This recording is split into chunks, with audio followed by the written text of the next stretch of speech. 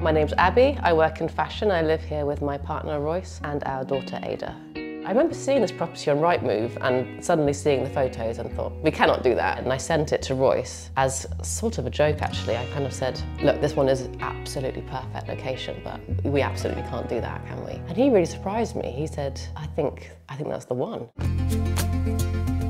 We live in an area called Poole, which is close to some lovely beaches like Sandbanks and Studland. But in this area, there was actually only a certain amount of houses that would come on, and within our budget, it was slim pickings.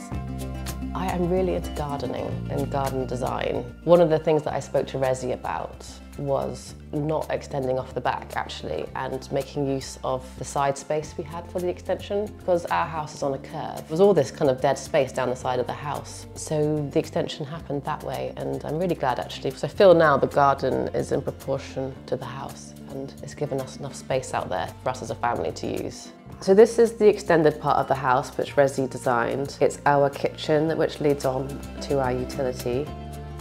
Previously it was kind of like a summer house, but the roof had fallen in. It was very dangerous actually to even walk in, so the whole thing was taken down, rebuilt it from scratch.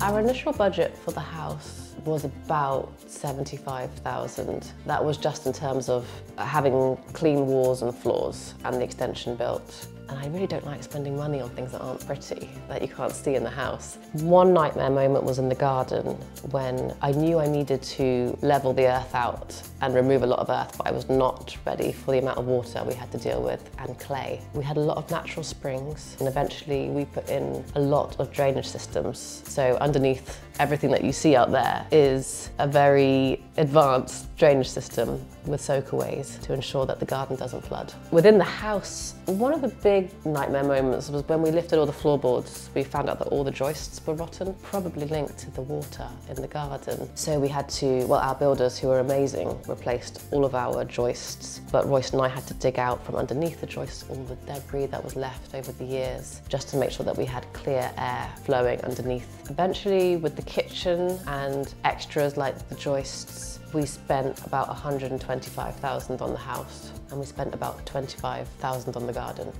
So as an entire project, it was about 150,000. Where I think before I was always working with what I was given, particularly when you're renting. Here, for the first time, everything went back to the breeze blocks and back to the joists. So we replastered everything and rewired and replumbed, and then it came to the fun part, which was putting our personal style on this place.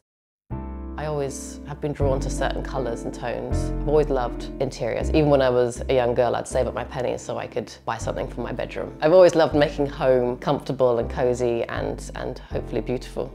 I'm always drawn to earthy tones. If I say the word earthy too much, honestly, cut it out. But I love clays, rusty reds, and I think actually a lot of these colours you'll find in the surrounding area down here. The golden sand and the sea and the cliffs. I've always loved them, and now they're inside the house as well. This is our living room. Yeah, so we spent a lot of time in here originally. It's north facing, so I kind of quite like the darkness that it has actually. I would say it's a very peaceful room. You know, it's a dirty work when you're renovating a house, and this bathroom was definitely not a place to relax. Probably the room I hated the most. Now it's fresh and bright. It's a good size now for our family. Aida has her bath in there every night. This is our daughter's nursery. Slowly it's emerged to be her nursery. I haven't really overstyled it, to be honest, because I wasn't quite sure what she'd be into or what her interests would be. So I just wanted it to be a nice, peaceful room for her. Sit here, I can see the garden, I can see Royce cooking, and I can have Aida playing on her mat, and I feel like I can have eyes on everyone and be part of the room, but also have a sense of coziness in the corner.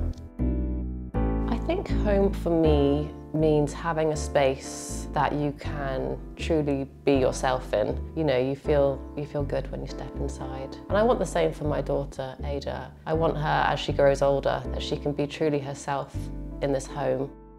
Even that when she's 30, that she can turn her key in the door and still walk in and feel that this is her home.